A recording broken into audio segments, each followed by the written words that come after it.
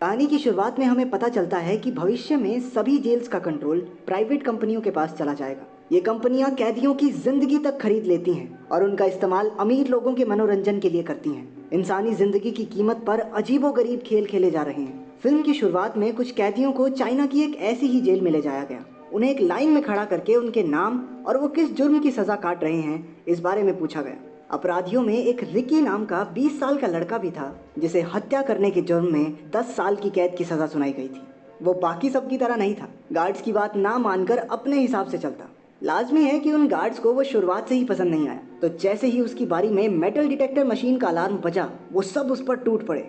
उन्होंने उसके शरीर का एक्सरे निकलवाया, जिसमें पता चला कि उसके शरीर के अंदर कई बंदूक की गोलियां धसी पड़ी हैं। जब उससे पूछा गया कि उसने डॉक्टर को उन्हें निकालने क्यों नहीं दिया, तो रिकी ने जवाब दिया कि ये तो तोहफा है उस आदमी की तरफ से जिसका कत्ल उसने किया था। उसका जवाब सुनने के बाद किसी की आगे कुछ कहने की हिम्मत ही नहीं हुई। उस जेल को 4 हिस्सों में बांटा गया था और हर हिस्से का एक लीडर भी था जो वार्डन के साथ मिलकर काम किया करता। एक दिन सैमुअल नाम का एक कैदी बाथरूम में एक बूढ़े आदमी को परेशान कर रहा था। सैमुअल और उसके चेलों ने बिना बात के उसे मारा, उसकी नाक तक तोड़ दी। आवाजें सुनकर एक गार्ड वहां आया, लेकिन जब उसे पता चला कि ये सब सैमुअल ने किया है तो वो चुपचाप वहां से चला गया। रिकी दरवाजे पर खड़ा ये सब देख रहा था। उसने सैमुअल को टांग अड़ाकर एक कीलों से भरी लकड़ी पर गिरा दिया। सैमुअल के आधे चेहरे पर कीलें ठुक गई, लेकिन वो मरा नहीं। उसके चमचों ने रिकी को डराने की कोशिश की, लेकिन उसके एक बार घूरने पर वो समझ गए कि ये चाइनीज सनी देओल है। इससे पंगा लिया तो चीर देगा, फाड़ देगा, मार देगा।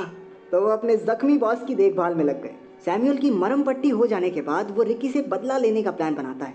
वो जानता था कि वो अकेले उसका कुछ नहीं बिगाड़ सकता, तो उसने जेल के सबसे बड़े कातिल को उसे मारने के लिए हायर किया। लोग उसे पगला ड्रैगन भी बुलाते थे, क्योंकि ये भैंसा आज तक 50 से ज्यादा कैदियों को मार चुका है। सैमुअल ने एक गार्ड को पैसे देकर उसे बाहर निकलवाया। अगले दिन उसने बाथरूम में रिकी को देखा और एक जोरदार मुक्का दिया।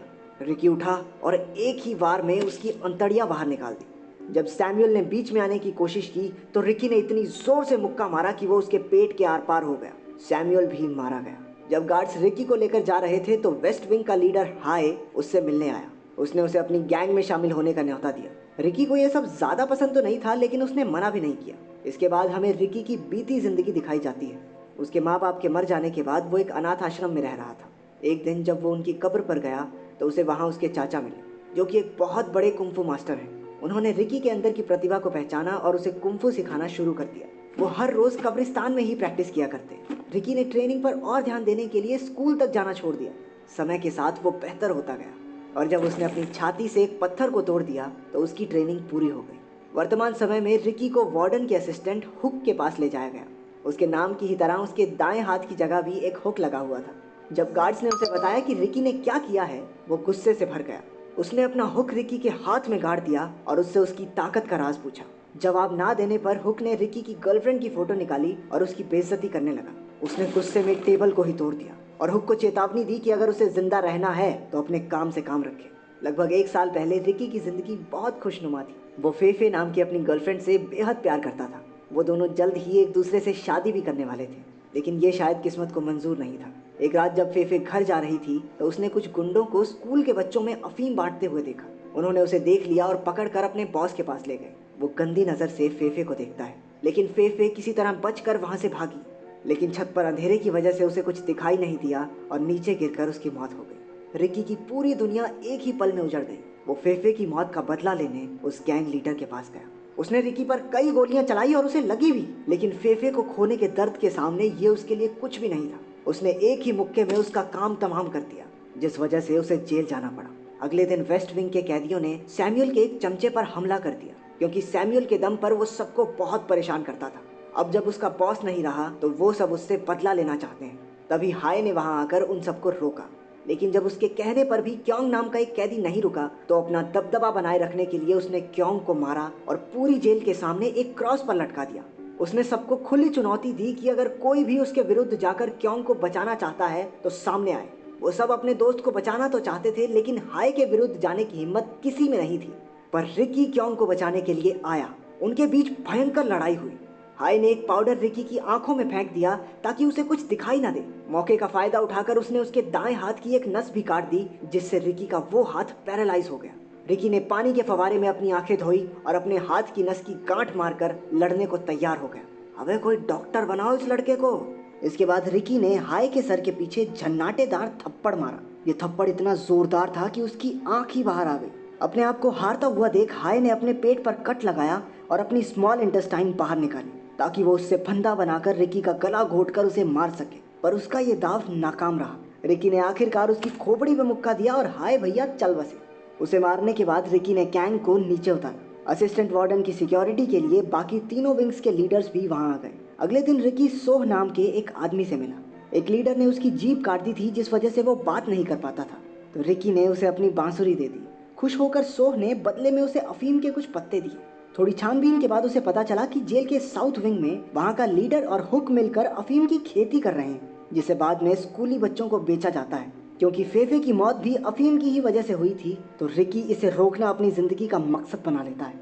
कुछ दिन बाद उन गैंग लीडर्स को सोह और रिकी की दोस्ती के बारे में पता चला। उन्होंने उसे एक घिनौने तरीके से मारकर उसके शरीर को बाहर फेंक दिया ताकि वो सबके लिए एक सबक बन जाए। रिकी को अपने नए दोस्त की मौत का बहुत दुख हुआ।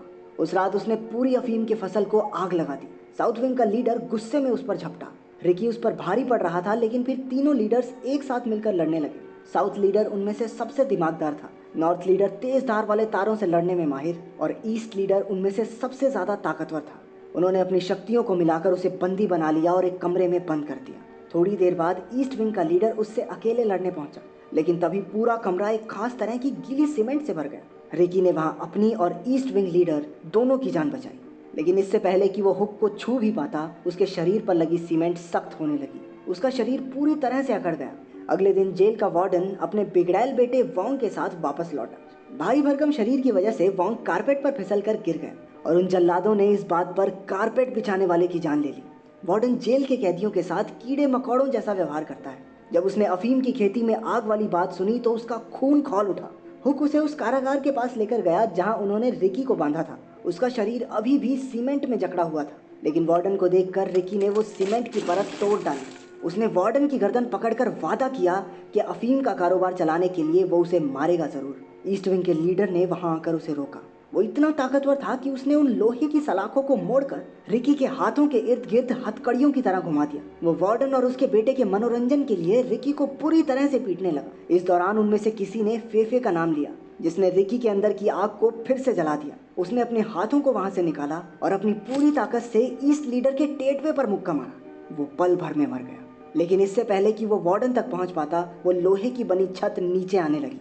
वो अपने आप को उसके नीचे कुचले जाने से बचाता है, लेकिन वार्डन के आखिरी जाल में वो फंस गया। अगले दिन उसे जमीन में बनाए एक गड्ढे में रखा गया और उन्होंने बंदूक की नोक पर सभी कैदियों को उस गड्ढे को भरने को कहा। वो डरते डरते इस काम को करने लगे। उसे सांस लेने के लिए सिर्फ एक बैम्बू दिया गया। वो 1 हफ्ते तक जमीन में दबा रहा।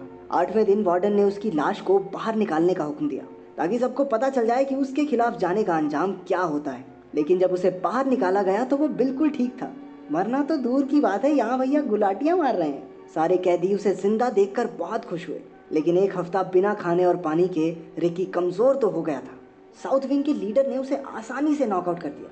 जब आंखें खुली तो उसने अपने आप को मौत के शिकंजे में पाया। अगर उसने हिलने की कोशिश की तो वो मारा जाएगा।